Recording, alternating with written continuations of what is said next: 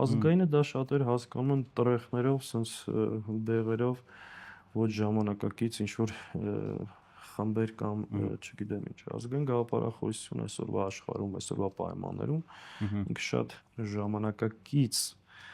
արդիական եւ անհրաժեշտ գաղափարախոսություն։ Դաշնակցությունը իր ժամանակին միշտ ինքը, եթե դուք նայեք 135 տարվա մեջ, առանց գաղափարախոսության պահվել է, բայց շատ տարբեր ժամանակահատվածներում իր առջև դրված խնդիրը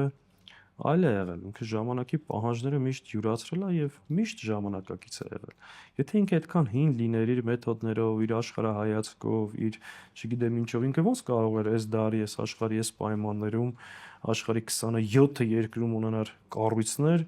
եւ գոյություն ունենալ։ Գիտեք, դաշնակցության գաղափարախոսությունը կարած չընդունես։ Կարող ես դաշնակցության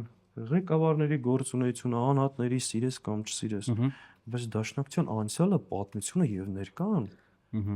հարգանքի արժան։ Կարած չքվեարկես, բայց չես կարող չհարգես։ Չես կարող չհարգես մի կուսակցության, ով 135 տարի բացառապես պայքարել է ու կյանքի գնով այս ժողովրդի պաշտպանության, իրավունքների ու անկախ պետականության։ Շատ հետաքրքիր բան ասաց։